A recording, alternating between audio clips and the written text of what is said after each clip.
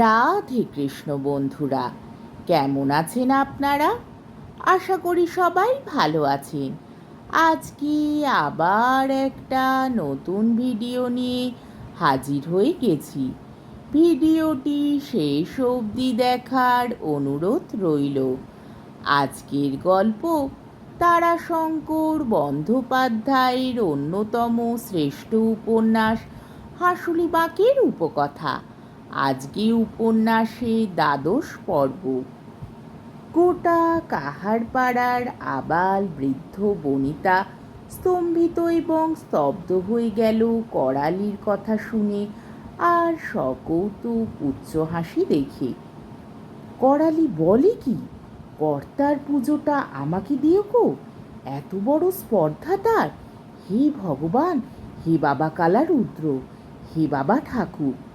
বনোয়ারি স্থির দৃষ্টিতে দেখছিল করালিকে। আজই যেন সে করালিকে নতুন করে দেখলে। নোড়ার কাজের জন্য কুড়িয়ে আনা নুড়িটাকে আলোর ছটায় জ্বলতে দেখে মানুষ যেমন ভাবে সবিস্ময় সাগ্রহে সসম্ভ্রমে তাকে ঘুরিয়ে ফিরিয়ে দেখে, তেমনই ভাবে দেখলে তাকে বনোয়ারি। ছোড়া চেহারাটা ছেলেবেলা থেকেই মিষ্টি। আজই তাকে দেখে সেই মিষ্টি চেহারার আস্বাদি মনে জাগে। আজ বনোয়ারি তাকে দেখে নতুন আস্বাদ পাচ্ছে, গোটা কাহারপাড়াই পাচ্ছে যেন। লম্বা দীঘল চেহারা, সাধারণ হাতে 4 হাত, খাড়াই তাতে কোনো সন্দেহ নাই। সরু কোমর, চওড়া বুক, গোলালো পেশিবহুল হাত, সোজা পা দুখানি, লম্বা আমের মতো মুখ, বড় বড় চোখ, নাকটি খেঁদা, কিন্তু তাতেই চেহারাখানিতে করেছে সবচেয়ে মিষ্টি। তারও চেয়ে মিষ্টি তার ঠোঁট আর দাঁত।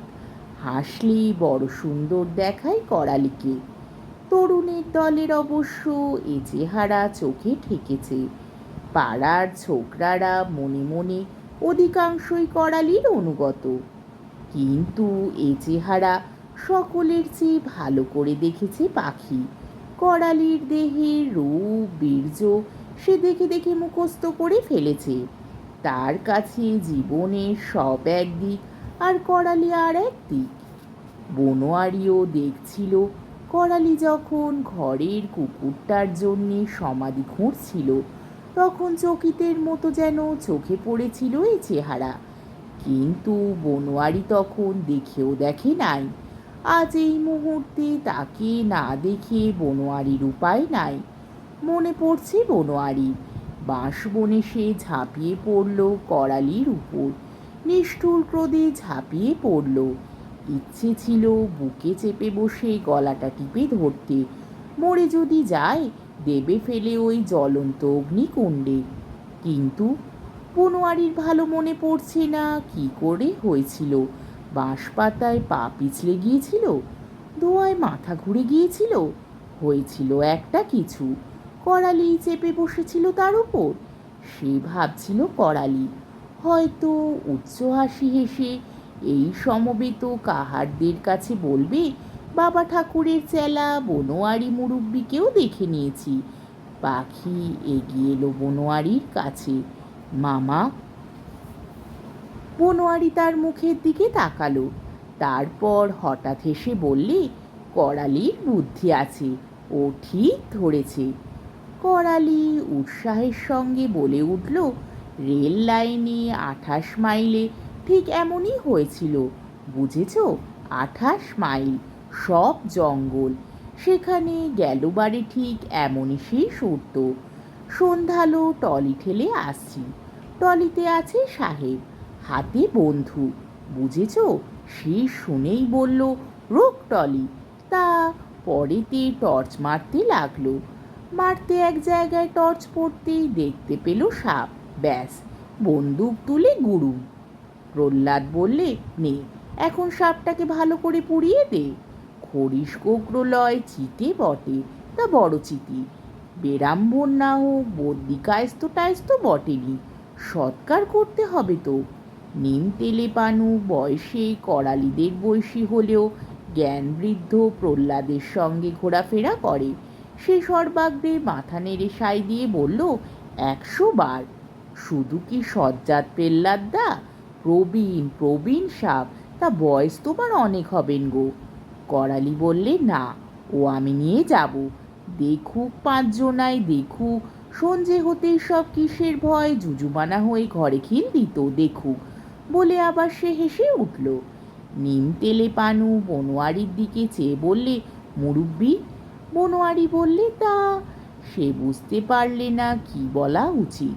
কি বলো, তা বলে যে থেমে গেলে।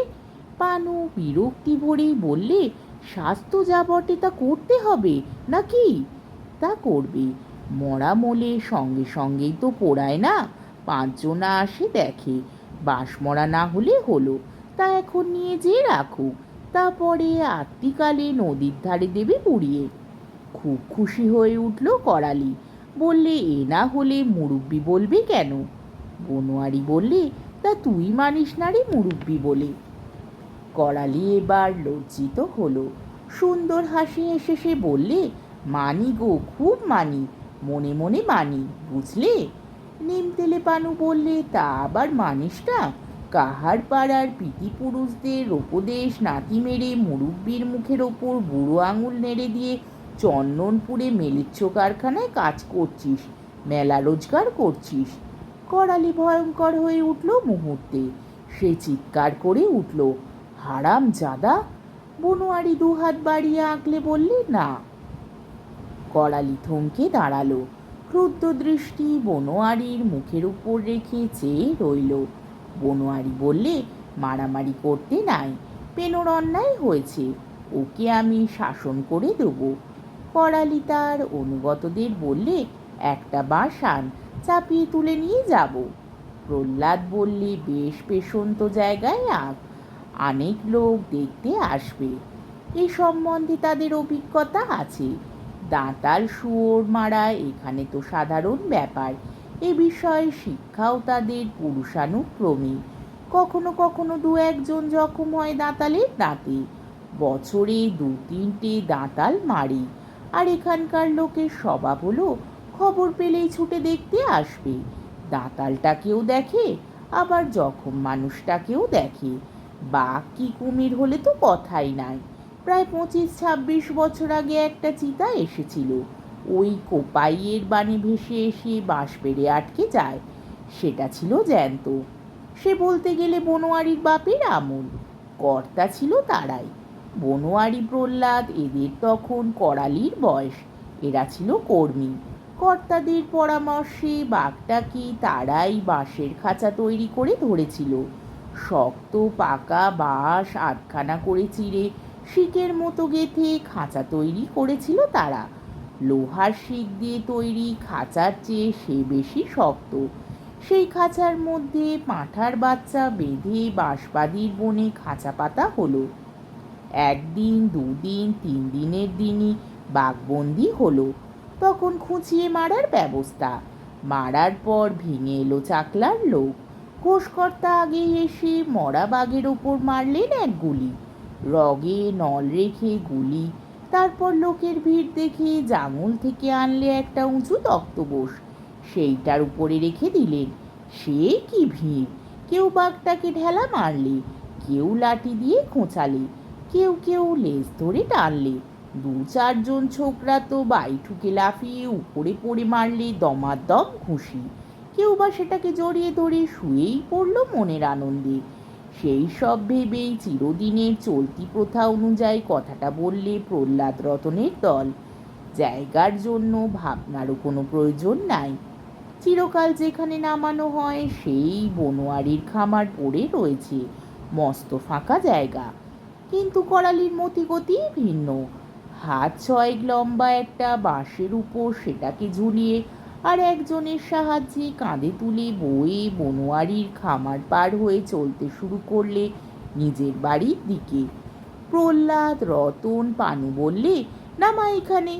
করালি বললে, উহু, আমার বাড়িতে নিয়ে যাব আমি।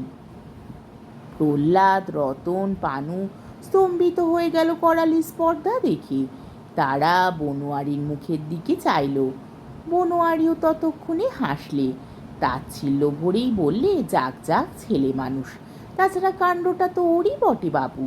তারপর করালির পিঠে কয়েকটা আদরের চাপড় মেরে বললে, হ্যাঁ, বীর বেটা ছেলে বটিস তুই। করালি হাসলে, স্মিত মুখে আনন্দের হাসি হাসলে, সঙ্গে সঙ্গে একটু যেন লজ্জিত হলো মনে হলো। বনোয়ারি খুড়োকে খানিকটা সম্মান দেখানোরও প্রয়োজন আছে।